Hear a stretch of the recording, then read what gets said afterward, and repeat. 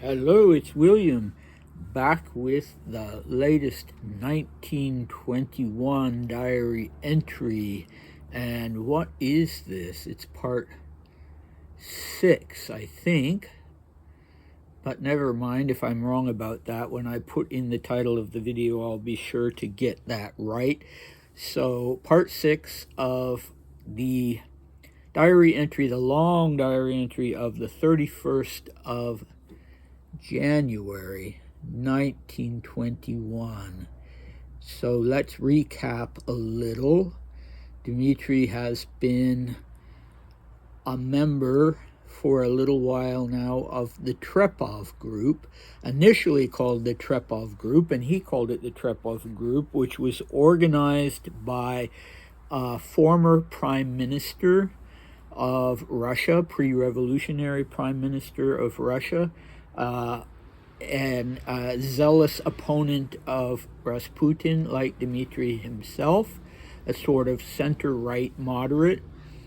So this was Alexander Trepov, and he formed this little group, brought together men who, like himself, had had important posts at the pre-revolutionary court and in the government.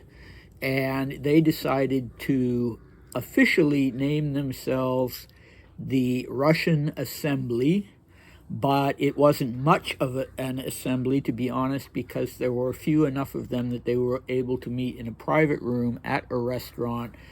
At the address of the restaurant was 4 Avenue Victor Hugo, and they met there every Friday in that private room. And unfortunately, I think Dmitri, actually, I shouldn't say unfortunately, I think Dmitri does give us the names of other members of the groups, but that is in 1920 diary entries. So I'll have to go back and look at that at some point. Anyway, Dmitri is a member. He's going to the Friday meetings, and that's great. But he's unhappy with the group because it seems to him to be made up of these middle-aged functionaries who can't get beyond thinking that Russia is just simply going to reinstall the old regime at some point, and they're going to go and occupy roles like they did before. And so Dmitri understands that that's completely unrealistic. That's pie in the sky, and the future of Russia is going to have to come from Russia itself, and it's going to have to incorporate some of the changes that have been brought about by the revolution. And, he and like-minded people want to be a part of that. But he at least understands the limitation that they have of being outside of Russia, and that they can do what they can to further things, but ultimately the ending of the Bolshevik regime is going to have to be brought about by the Russian people themselves in Russia.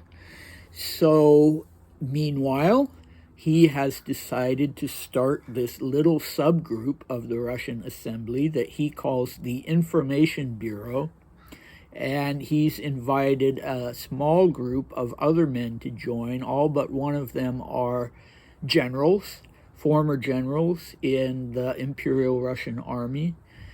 And the idea of the Information Bureau is to gather intelligence from Russia and from the Russian communities, and also from the countries themselves of France and Germany. So far, he hasn't mentioned England. I think he already feels like he has a pretty good grasp of what's going on in England, and lots of connections there, which was true.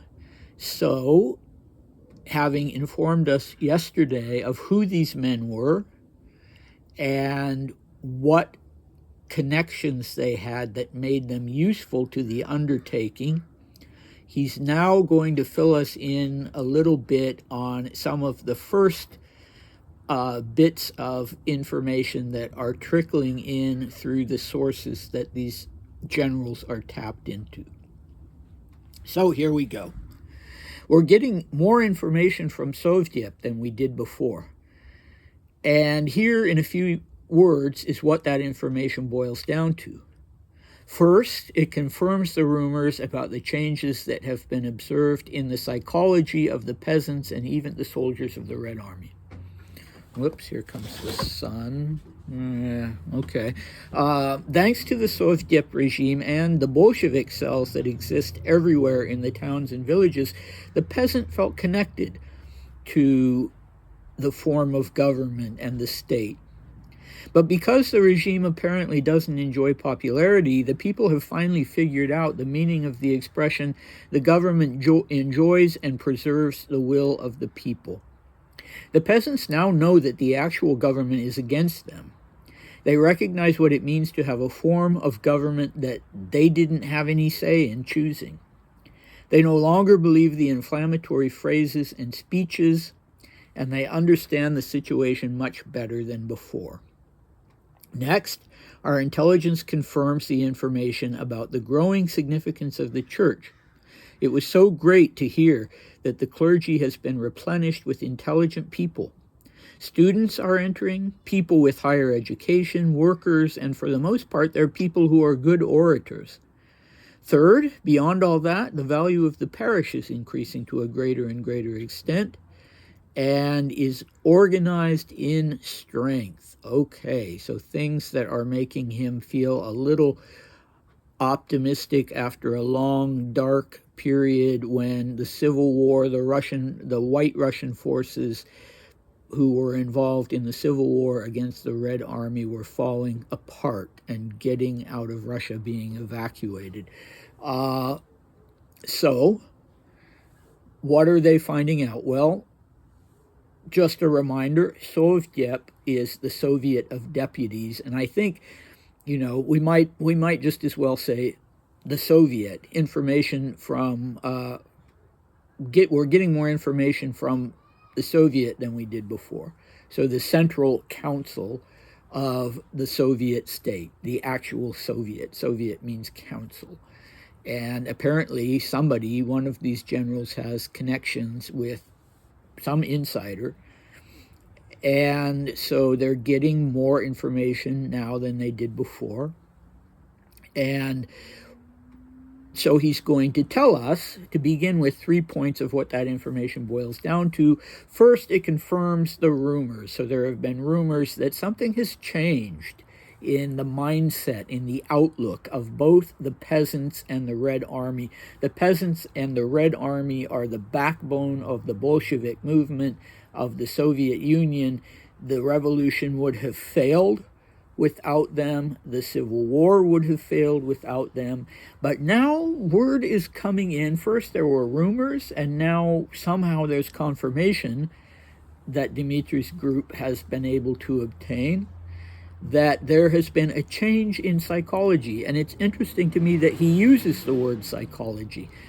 Sort of, a more modern term. And if he's using it, then that means that other people are using it, other people that he's connected to, and they're, it's in keeping with his view of himself as a modern person who thinks in modern terms.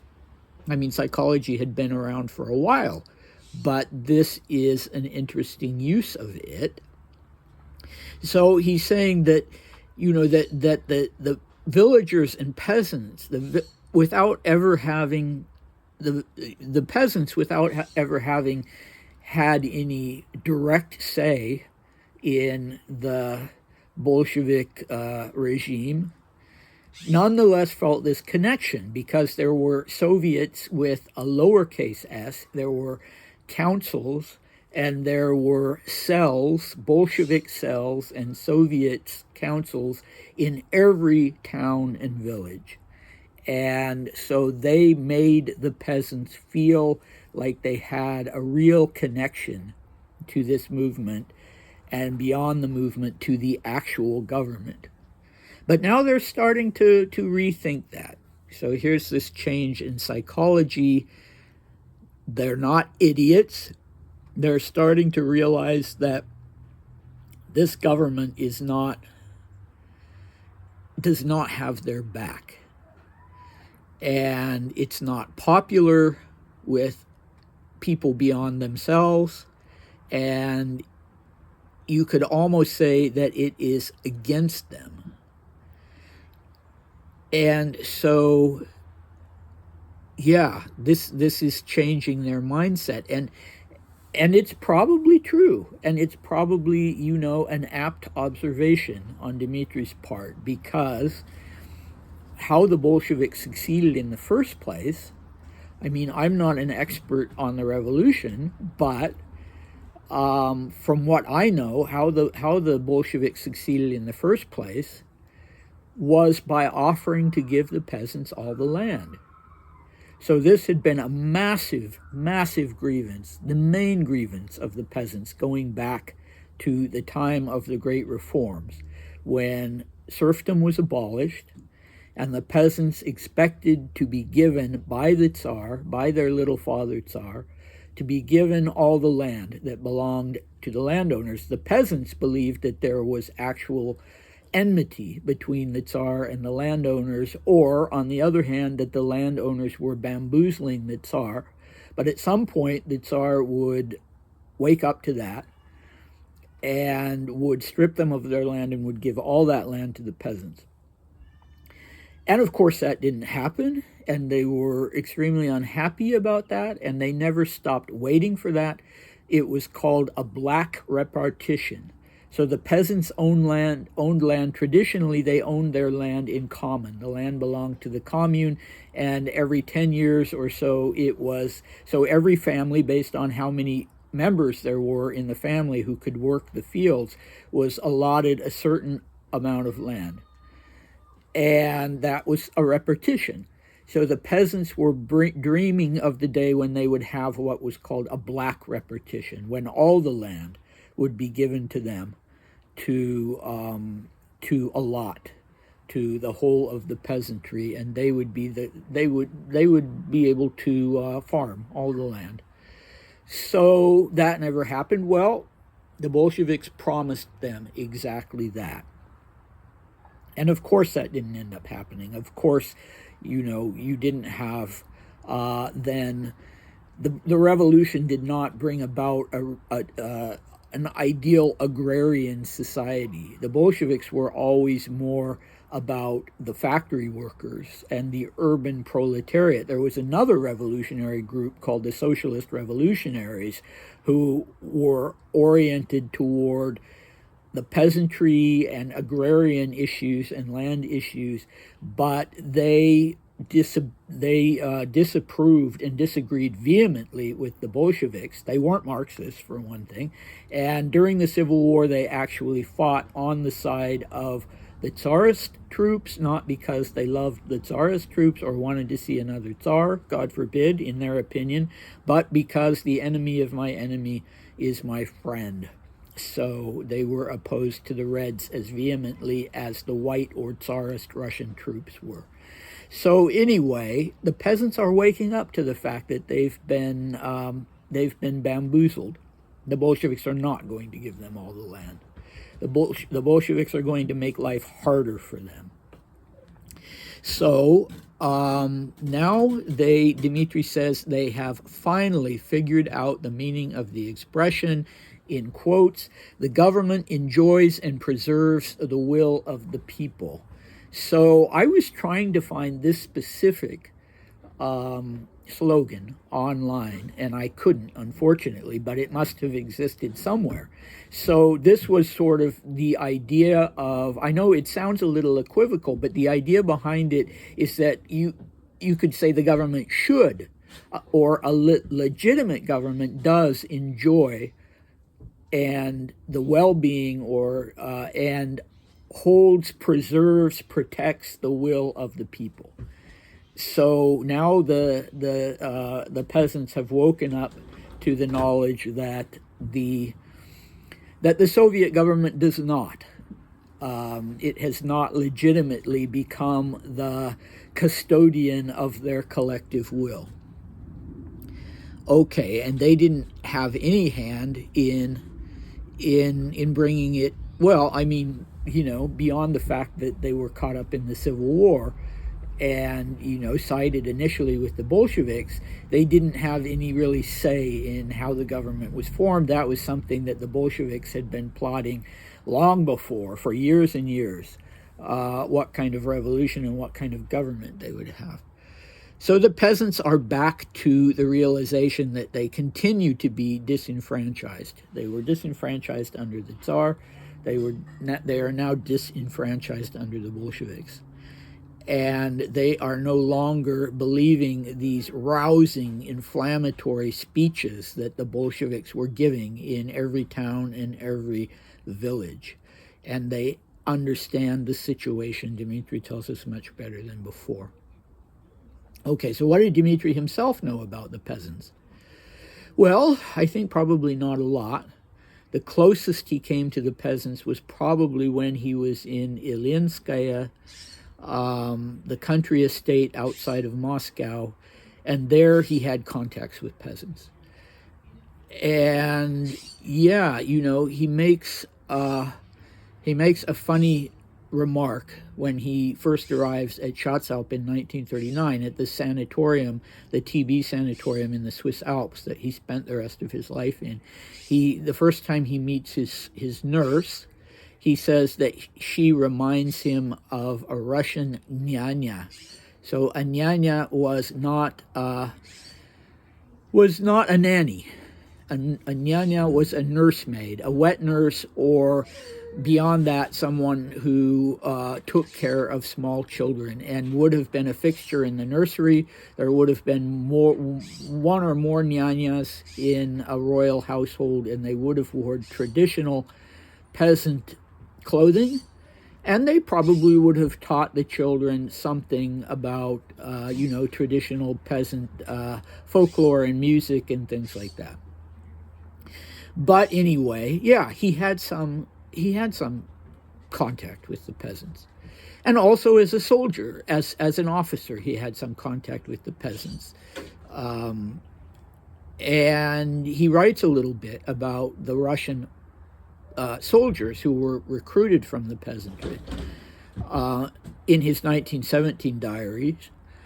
And he talks about, and he knows the statistic, I have no reason to doubt that it was correct, that 75% of the Russian soldiers were illiterate. So that would have been more the agrarian class than the urban proletarian class that would have been illiterate. So he knows a little bit about the peasantry anyway. And the next thing, now this is a drum that Dmitri's been beating all along ever since the Civil War began, which is the key to winning over the peasants is to make this a religious movement, to put religion at the forefront, to make it almost a crusade more than just a civil war, of God-believing people, God-fearing people against the atheistic Bolsheviks. So, yeah, okay, it's a good idea to a certain extent, but the peasants, of course, were very flexible, let us say. So, probably every culture in the world, you can find examples of aspects of old religious beliefs, about, spirits, animist kind of beliefs, spirits being in everything, superstitions, whether it's in Christianity, Islam, Buddhism, you see these layers of religious belief, going from the most primitive to the most intellectual and formal and doctrinaire. So you can have someone who's a perfectly good, pious Christian or Muslim or Buddhist who nonetheless has all of these underlying superstitions and beliefs. In Christianity, there are a lot of pagan still things that are incorporated into Christian worship. In the Greek Orthodox Church, at least in my parish, the priests are quite open about that, about okay, so the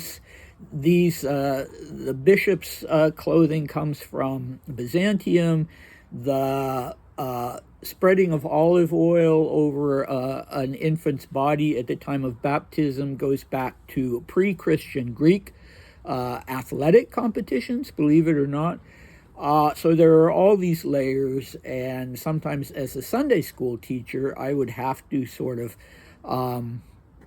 fight against those, and the priest would have to fight against those, because kids would come and they'd say, well, a person shouldn't do this or shouldn't do that, or should stay away from church under these circumstances. And you'd say, well, why do you believe that? And they'd say, well, that's what Yaya says. That's what Grandma says. And the grandma's Yaya is the lore keeper in Greek households. And anyway, I'm going far too afield with this, but the peasants, the point I was trying to make is that the peasants could adapt to this seeming schism between embracing an atheistic regime so long as they could get the land, but still feeling that they were faithful in their beliefs, both their Christian and their pre-Christian beliefs. And a lot of the peasant beliefs were folk religion more than actual Orthodox religion. And in fact, Dimitris talks, interestingly, about the replenishment of the clergy. So there had been horrific, bloody repression and persecution against the clergy when the Bolsheviks first took over. I mean, horrible, horrible things. Stories that I wish I could erase from my head. But apparently the clergy were on a little secure, the ground beneath their feet was a little more secure now. That sort of worst, bloodiest persecution had ended.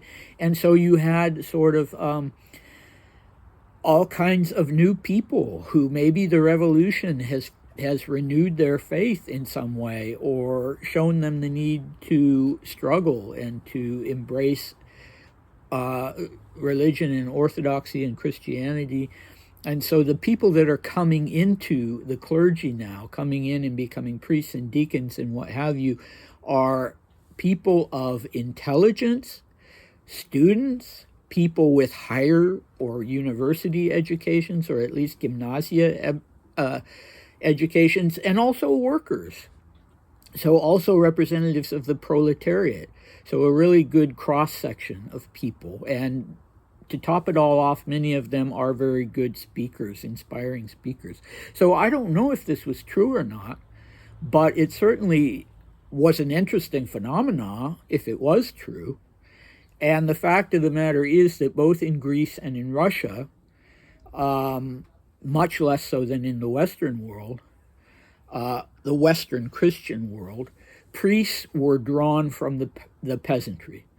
So priests were drawn from the villages where they lived, and it was basically an inherited position. So a priest's son or sons would become priests, and there was really no big emphasis on education. Some of the priests were barely literate, and some of them were barely more educated than the peasants in the villages that they themselves had grown up in. And so, if this did happen, then that too was a significant phenomenon, that the ranks of the clergy were being replenished specifically with educated people. So nowadays, in I don't know much about the Russian Orthodox Church, but at least in the Greek diaspora, priests are very well educated, and they have to be. But for instance, I remember years ago, the priest in my own parish in Portland, whom I'd gotten fairly close to, saying, that it was really frustrating for him because a lot of the old parishioners from the old world thought that it was almost an affront to them that he was sending his children to university, because in their estimation, a priest was sort of down here in the social pecking order, and yeah. So that I found that very interesting. But anyway, it certainly is not the norm with my generation or the generations, that have come up. That this is the status quo. That priests are fairly, ignorant people. Anyway,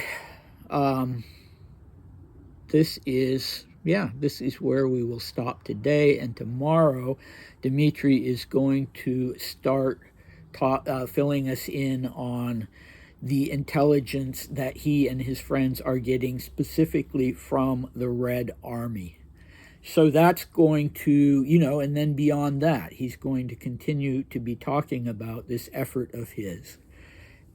And it's great. It's all really interesting stuff. And we are currently on page 61. So we're going to continue with this theme until page 65. And then he will start talking about his personal life, and you'll see how these things are integrated. And yeah, just FYI, the numbering system is his own. It's not page numbers that were printed on the diary volume. He puts in the page numbers himself. So, all right, that's it for today. Sorry I went so long, but I hope to see you tomorrow for a really good discussion of the Red Army in 1921. Bye.